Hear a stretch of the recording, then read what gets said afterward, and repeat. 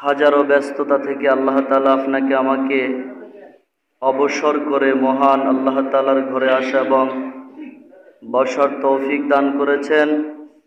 এই জন্য মহান আল্লাহ পাক রব্বুল আলামিনের দরবারে একবার অন্তরের অন্তঃস্থল থেকে শুকর আদায় করি, সকলে বলি আলহামদুলিল্লাহ। আল্লাহ পাক রব্বুল আলামিন আপনাকে আমাকে গত জুমা থেকে এই পর্যন্ত হায়াত দিবেন কেউ কি কল্পনা করেছেন? কারো জানা ছিল আমি এই জুমা পড়তে পারবো? এরকম কেউ কোনো সার্টিফিকেট বা কেউ কোনো মন্তব্য করেছেন? যে যাই করেন না কেন পরবর্তী এটা করবেন না, এটা মনে আসতে হবে, আমার মৃত্যু হয়ে যেতে পারে। আল্লাহ তাআলা আপনাকে আমাকে গত জুমা থেকে এই জুমা পর্যন্ত বাঁচিয়ে রাখছেন। এর ভিতরে কি নামাজ যায় না ভাই? এক সপ্তাহ কি নামাজের হুকুম বাদ ছিল? নামাজ পড়ছে না সবাই? কেউ পড়ছে কেউ পড়ে নাই নাকি? গত জুমা থেকে এ পর্যন্ত আল্লাহ তাআলা আপনাকে হায়াত দান করেছেন, কেউ 5 ওয়াক্ত নামাজ পড়েছেন, কেউ পড়েন নাই, আবার জুমার নামাজে আসছেন। জুমার নামাজে আসার জন্য তৌফিক দান করেছেন কে? আল্লাহ তাআলা আমাকে আপনাকে হায়াত দেওয়ার কারণে আমি জুমার নামাজে আসতে পারছি। আজকে আমার গরিবের হজের দিন, গরিবের আজকে হজের দিন। সঠিক নিয়ত যদি কোনো মুসলমান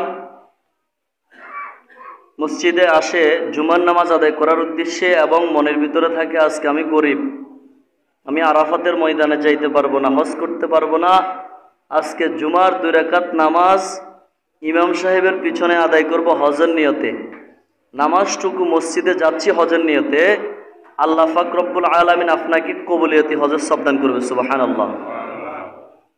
আজকে গরিবের কিসের দিন? হজের দিন। সবাইকে হজ করতে পারবে? আল্লাহ, লক্ষ টাকার মালিক হলেও কিন্তু হজ করতে পারে না, টাকা না থাকলেও হজ করতে পারে না। টাকা নাই, জুমার নামাজ পড়তে পারে নাই, জুমার নামাজও নাই, টাকাও নাই, এবং টাকা আছে আরাফাতের ময়দানে যে হজ করবে সেটাও কপালে নাই, আল্লাহ দেয় নাই নাকি? যদি আল্লাহ দিত তাহলে হজ করতে যাইতে পারতো এবং মসজিদেও আসতে পারতো। আমরা সবাই কি মসজিদে আসি ভাই? আমাদের মতো আরো কতজন এখনো মাঠে ঘাটে ঘরে ঘুমিয়ে আছেন না, ব্যস্ততার ভিতরে আছেন না? আল্লাহ তাআলা আপনাকে আমাকে সুযোগ করে দিয়েছেন, রহমত নাজিল করেছেন। এই জন্য আমি আর আপনি আল্লাহ তাআলার ঘরে আসার জন্য প্রস্তুতি গ্রহণ করছি এবং আসতে পেরেছি। আল্লাহ যদি তৌফিক না দিতেন আমি আর আপনি কিন্তু মসজিদে আসার ক্ষমতা ছিল না, ঠিক কিনা বলেন? এটাই বলতে হবে আল্লাহ পাক রব্বুল আলামিন আমাকে হায়াত দিছে বিদায়, আল্লাহ তাআলা আমাকে রহমত করছে বিদায় আমি আল্লাহ তাআলার ঘরে আসতে পেরেছি, বসতে পেরেছি। এটা জান্নাতের বাগান, এখানে সবাই ঢুকতে পারবে না, সবাইকে আল্লাহ তাআলা এই জান্নাতের বাগানে ঢুকাবে না। আল্লাহ যাকে ভালোবাসে, একটু গোলায় আসেন না, ওই দাঁড়ারেছি, একটু গোলায় আসেন, এদিকে আসেন, একটু ভিতরে চাপ দিয়ে বসেন। এখন কাতার করা লাগবে না তো, এখন কাতার ভঙ্গ করে বসেন না। আমি আমার নিজের ক্ষমতা মতো আসছি এরকম কোনো কেউ বলতে পারবেন নাকি? কার ক্ষমতা মতো আসছি? আল্লাহ তাআলার ক্ষমতা মতো আসছি এবং আবার আল্লাহ তাআলার ক্ষমতা মতো নামাজ পড়বো। আল্লাহ আমাকে তৌফিক দিবে, আমি তাই করব। আল্লাহ আমাকে তৌফিক না দিলে আমি করতে পারবো না। অন্তরের ভিতরে এটা রাখতে হবে। তো ভাই, আমাদের উপরে নামাজ ফরজ করেছেন কে?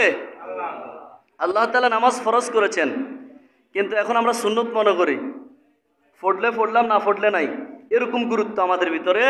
নামাজটুকু পড়লে পড়লাম না পড়লে নাই এরকম নয়। আল্লাহ হুকুম করেছেন নামাজ পড়তে হবে, আল্লাহর হুকুম, এটা বাধ্যতামূলক পড়তে হবে। এটা কার হুকুম?